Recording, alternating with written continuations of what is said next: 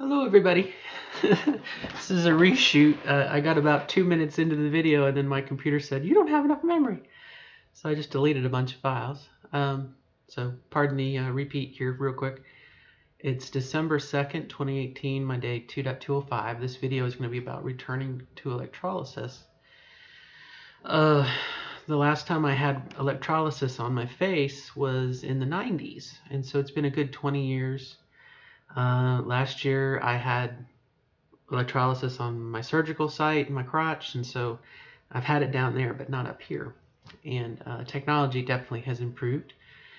I've found a new electrologist person who has a pretty cool machine, and it actually has like a pad you put under your arm, or you rest your arm on it, and it grounds you. So you know the electricity used to be it would all the damage and heat, and I think in this way the current flows through you and out.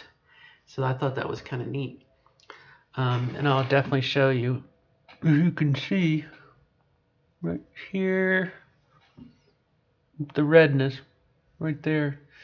Kind of it's in that scabbing over period, and I'm curious to see if that's what everyone experiences or not. But I just wanted to share, again, going back and for the discussion in the video is the process, the different processes that we all take when we think we're going to do this and we're decided we're going to do it. Do we do laser first? Do we do electrolysis first? Do we not do any? We just get on the hormones and see what happens. It's neat to me that we take this journey, and there's a lot of similarities, but obviously it's our own journey. It's our individualized for us. What works for one person may not work for the other. Your mileage may vary. So again, I just wanted to share, because someone had once said, is there a correct process? And again, I think that's up to the individual. For me, it was just peace of mind that I was going to transition that helped me out a lot. Started the hormones, started the laser treatments, and by 7 months in, when things began to notice, I don't know. Anyway, everyone's your mileage is going to vary.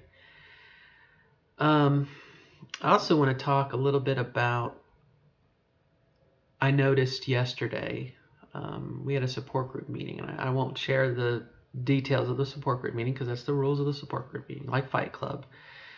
You don't talk about it. But, I'm surprised that I'm not used to the amount of hate that we get in this process, or the amount of negativity that we get in this process.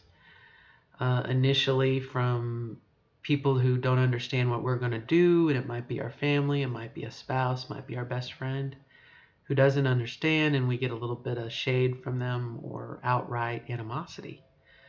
Very painful there. And then kind of on the other end of the journey, or a huge chunk of time later, if we're decide that we're going to have surgery and everything falls into place, the amount of negativity we get from within our own community. People who get jealous of the fact that we're going to have surgery. And I realize that that's a bit of it depends on which side of the line you're sitting on. Ooh, the fire alarm. Might wait for that to go by. Some people are very jealous of that, and I understand. You can be happy for someone for a certain point, but then after a while, the 20th picture, you're like, okay, congrats. But we don't have to be negative about it, But again, the amount of negativity, and I think with surgery we've undergone a bit of a paradigm shift with President Obama and the Affordable Care Act, making it so that surgery could not be turned away. You couldn't be turned away for wanting GCS, or companies are paying for it because the government expanded the amount of things they have to pay for. At least President Obama. I'm not too sure how much damage President Trump is going to do his remaining 2 years, hopefully of his first and only term as president. But again, the amount of negativity we get, and I don't know. It's always been there, probably has, people, and I don't necessarily want to say it's like sour grapes, but um, I'm very happy for someone who is better off than I am as far as the transition goes. Someone who's younger, the hormones are going to be better for them, etc., etc., etc. So that's that. I went back and looked at my journal where I was writing a year ago, and it was interesting. This year I feel like I'm focused more on trying to be happy or trying to be content.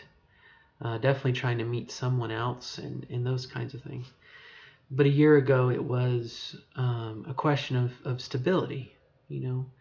Um, what was going on, trying to prioritize funds and, whatever I could do to squirrel away to get another electrolysis session.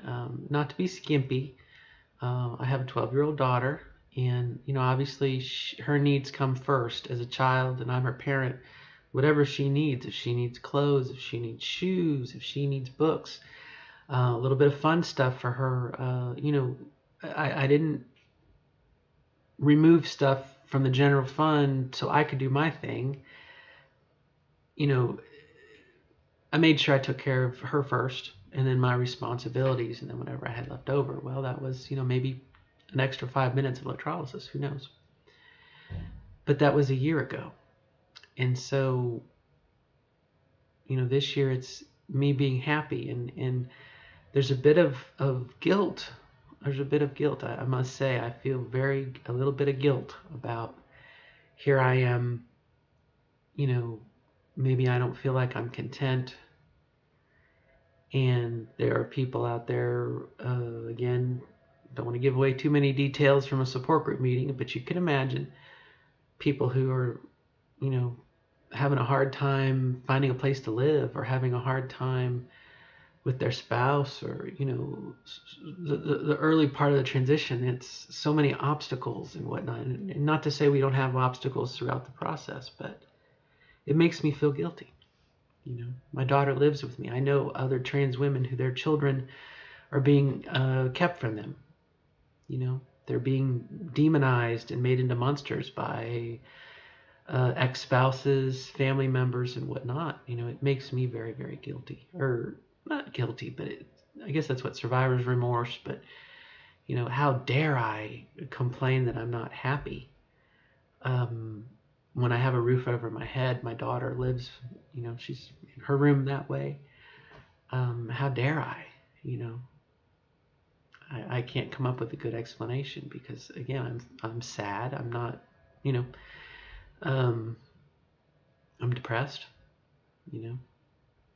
But we all have our cross to bear, I guess. So, on that note, I hope everything is good with you. I wanted to share a little bit about the electrolysis, and for me, I guess I could get a ruler and come up with a diameter, and if I divided my face in half, and then I figured out how many square inches, how many of like yesterday was a clump like this, how many clumps are on my face, and try and estimate how long I'm going to be doing electrolysis. But this is going to go on for years, I'm sure. So anyway, on that note, as time and funds allow, right? Until next time, good luck, everybody, and we'll see you. Bye-bye.